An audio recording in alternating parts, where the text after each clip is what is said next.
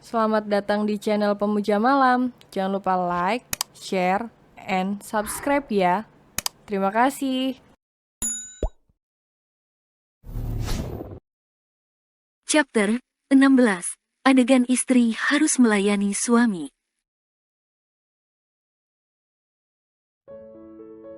Dio hanya tersenyum dan melihat ke arah Tania. Tangan kecil itu memeluk leher Tania. Dan tak lama Derian pun keluar dengan rambut basah dan acak-acakan. Dia melihat anaknya yang sedang memeluk seseorang. Derian bisa merasakan kalau anaknya sangat ingin merasakan kasih sayang seorang ibu. Apa ini sudah waktunya? Dia membuka hati untuk seseorang. Apa tidak terlalu cepat? Derian berjalan menuju kedua orang yang sedang berbaring di atas sofa. Derian melihat kalau Tania sedang tidur. Sedangkan Dio anak itu dengan mata terbuka tapi tangannya memeluk leher Tania. Dio, bisik Derian. Papi, kaget Dio. Suara Dio yang sedikit keras membuat tidur Tania terusik. Derian cepat mengelus rambut Tania, biar gadis itu terlelap kembali. Dan benar Tania langsung kembali tenang, sedangkan anak kecil itu hanya menutup mulutnya. Kenapa berteriak Hem? Bisik Derian. Maaf papi, ucap Dio pelan. Ayo papi temani main, jangan ganggu tante dulu kasihan. Hem, oke. Kedua laki beda generasi itu duduk di atas karpet berbulu. Dio bermain dengan mainannya. Sedangkan Derian menemaninya. Sesekali Derian menimpali omongan yang terlontar dari mulut kecil anaknya. Sesekali juga Derian melirik ke arah Tania. Wajah damai Tania saat tidur sangat terlihat lebih cantik. Derian fokus kembali pandangannya ke arah anaknya yang sedang bermain. Mereka cukup lama dengan keadaan seperti ini, sampai lenguhan seseorang menarik atensi mereka. Ternyata Tania sudah bangun. Tania yang baru bangun terkejut melihat kedua orang yang sedang menatap dirinya. Laki yang kecil menatap dirinya dengan senyuman khas anak itu, sedangkan laki dewasa melihatnya dengan tatapan datar. Tiba Tania meringis, tidak enak ditatap seperti itu. Dia pun duduk dan merapikan rambutnya yang sedikit kusut, lalu melirik ke arah sofa takut dia ngeces. Tapi untung tidak. Jam berapa sekarang? Sepertinya Tania tidur cukup lama. Saat Tania melihat ke arah dinding, ternyata sudah jam 7 lewat. Pasti makanannya sudah dingin. Maaf pak, saya ketiduran, ucap Tania tidak enak. Hem, gumam Derian. Jawaban yang sangat sudahlah. Tania pun beranjak dari sana menuju dapur. Dia akan mengecek makanan yang sudah dia siapkan. Apa mereka sudah makan? Ternyata belum. Tania pun menghangatkan kembali lauk pauknya, dan mengambil nasi dan dia hidangkan di meja makan. Saat Tania sedang sibuk memanaskan lauknya, terdengar suara orang duduk. Tania menoleh ke belakang, ternyata Derian dan Dio sudah ada di sana. Tania pun cepat menghidangkan menu terakhir mereka. Kamu masak lagi? Tanya Derian.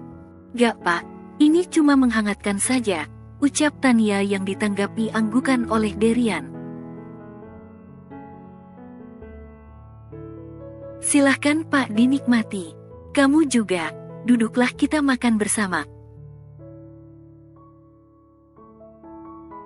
Ini adalah acara makan bersama untuk kedua kalinya. Pertama di rumahnya, sekarang di rumah Derian. Tania pun mengambil makanan untuk Dio. Dia harus memilah terlebih dahulu daging ikannya, agar anak itu tidak tersedak tulang ikan. Setelah selesai, Tania pun memberikan ke Dio. Makasih tante, ucap Dio. Sama sayang, ucap Tania sambil tersenyum. Tania mengambil untuk dirinya, sedangkan Derian sedari tadi hanya diam saja.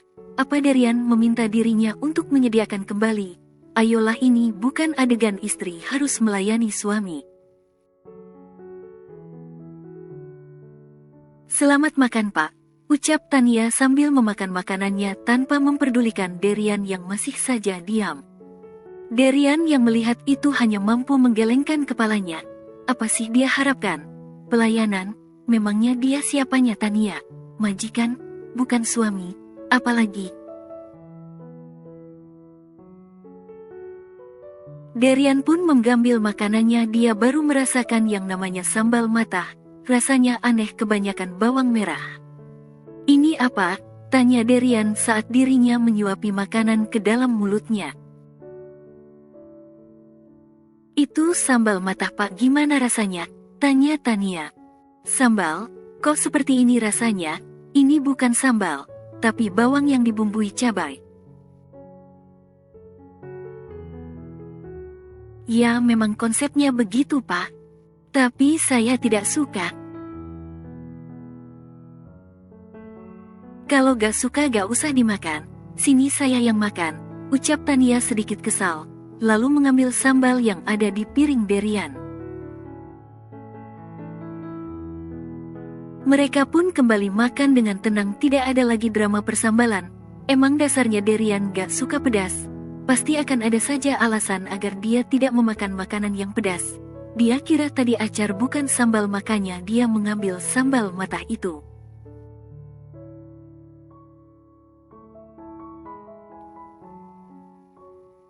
Hari sudah berlalu.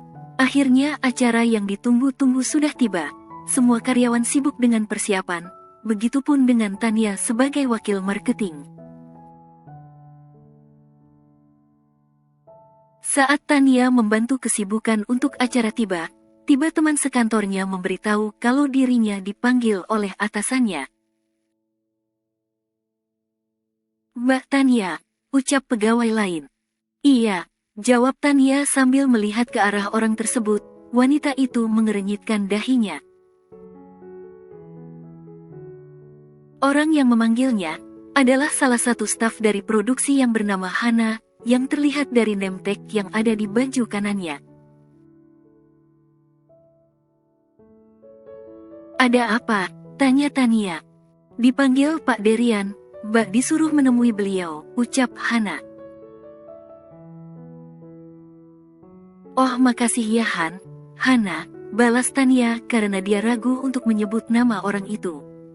Iya Mbak, sama, ucap Hana. Hana pergi dari sana, dan Tania pun sama bergegas menemui Derian. Ada apa lagi sama duda buntut satu itu? Menuju lantai paling atas, Tania memakai lift khusus karyawan. Banyak orang yang menyapa dirinya, ada juga yang bisik membicarakan dirinya, karena tadi mereka melihat Tania menekan tombol khusus untuk ke lantai paling atas. Tania tidak menghiraukan bisikan itu, dia hanya menampilkan raut wajah biasa, tanpa harus menanggapi omongan orang. Suara lift yang sudah sampai, dan pintu lift yang terbuka, Tania langsung keluar dan berjalan ke arah ruangan CEO. Di meja depan ruangan Derian, terlihat seseorang yang tak lain sekretaris Derian, yang bernama Roni. Misi Pak Roni, apa Pak Deriannya ada? Tanya Tania. Oh Tania, ada, masuk aja, Derian sudah menunggu, balas Roni. Tania tidak terlalu terkejut dengan ucapan Roni, yang memanggil Derian tanpa embel Pak, karena Roni dan Derian bersahabat sejak di bangku kuliah. Makasih Pak Roni, saya masuk dulu, ucap Tania, yang ditanggapi anggukan dan senyuman oleh Roni. Tania pun berjalan memasuki ruangan Derian. Terlebih dahulu Tania sudah mengetuk pintu, dan suara dari dalam menginterupsi untuk masuk. Maaf Pak, ucap Tania. Oh Tania, saya bisa minta tolong, ucap Derian the 2 point. Tania yang mendengar itu hanya menghela nafas berat. Bukannya gak mau tapi Derian suka seenaknya memberi perintah. Iya pak, apa yang bisa saya bantu? Tanya Tania. Tapi mata gadis itu melirik ke arah Dio, yang berdiri di pojokan dengan kepala yang menunduk di depan dinding. Sepertinya anak itu mengganggu ayahnya. Tolong jaga Dio dulu, saya lagi sibuk, jawab Derian. Tapi fokus duda satu itu hanya ke berkas dan juga laptopnya. Tapi pak saya juga lagi sibuk mengurus pekerjaan. Kerjaan kamu limpahin saja ke orang lain, balas Derian santai. Cukup sudah, kesabaran Tania sudah menipis. Derian ini ternyata sifatnya sangat menyebalkan dan seenaknya. Kemarin saja, Derian mentransfer uang 5 juta rupiah ke rekening pribadinya, katanya untuk menggantikan uang yang dia pakai untuk belanja. Dan sekarang dengan santainya, dia menyuruh Tania untuk mengasuh anaknya, dengan alasan sibuk. Memangnya hari Tania tidak sibuk apa? Tapi pak, saya tidak enak sama yang lain. Masa yang lain kerja saya tidak, tolak Tania. Derian yang mendengar ucapan Tania langsung menaruh bolpoinnya, lalu menatap ke arah Tania dengan tatapan dinginnya. Apa perlu saya bicara untuk kedua kalinya? Kamu tidak lihat, anak saya sudah berdiri dari tadi, lirik Derian ke arah anaknya. Iya kan itu salah bapak. Ngapain hukum anaknya sendiri, ucap Tania gugup. Jujur Tania baru kali ini dia berdebat dengan atasannya, dan ini hanya karena dia tidak mau menjaga Dio, anak Derian. Sudahlah, kalau kamu tidak mau, mending keluar saja, usir Derian. Tania yang mendengar pengusiran halus dari Derian, hanya menghela nafas panjang, serba salah jadi dirinya. Saat ini mau tidak mau Tania berjalan menghampiri Dio. Lama-kelamaan kasihan juga anak itu. Dio, panggil Tania. Anak itu melirik ke arah Tania dengan kepala yang masih dia senderkan di dinding. Matanya sudah berkaca-kaca, sekali kedip air matanya langsung jatuh. Tania jadi kasihan, ayahnya tega sekali. Tante, ucap Dio lirih. Jangan nangis ya, ikut tante mau, tanya Tania. Dio hanya menganggukkan kepalanya lalu memeluk leher Tania. Tania sigap menggendong Dio dan berjalan ke arah depan meja kerja Derian lalu berucap. Saya bawa Dio pak, silahkan kembali sama kerjaan Anda. Ucap Tania sinis lalu pergi tanpa mendengar jawaban dari Derian. Derian hanya tersenyum kecil melihat raut wajah ketus Tania. Tadi dia hanya memberi hukuman kecil terhadap anaknya. Dio tadi sangat aktif, sampai dia menyenggol meja yang ada di ruangan Derian, bukan karena mejanya, tapi Derian takut anaknya terluka karena Derian lengah mengawasi anaknya.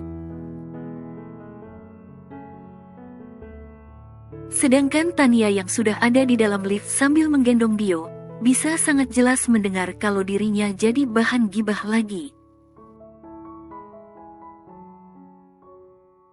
Lift pun berhenti di lantai ruangan kerjanya.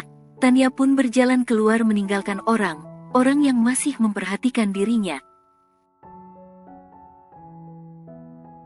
Ingin sekali Tania menimpali ucapan mereka. Kalau sebenarnya dia dijadikan babysitter dadakan anak bosnya, bukan jadi pasangan seperti yang mereka bicarakan. Tania pun membawa Dio ke kabinnya lalu mendudukkan Dio di kursi yang tersedia, dengan tatapan heran dari rekan kerjanya, karena Tania tiba-tiba membawa anak bosnya. Dio, jadi anak baik dulu ya, tante mau kerja dulu bisa, ucap Tania lembut. Iya, Tante. Tania memberikan handphonenya ke Dio. Dia sudah memutar video kartun untuk menemani Dio, agar anak itu anteng. Sebenarnya gampang membuat Dio tenang. Berikan yang anak itu mau lalu beres urusannya. Seperti sekarang, anak itu sedang menonton film kartun kesukaannya. Tania saja tahu kebiasaan anak itu apa. Kenapa ayahnya tidak? Memang benar ya duda satu anak itu minta dihi. Bersambung.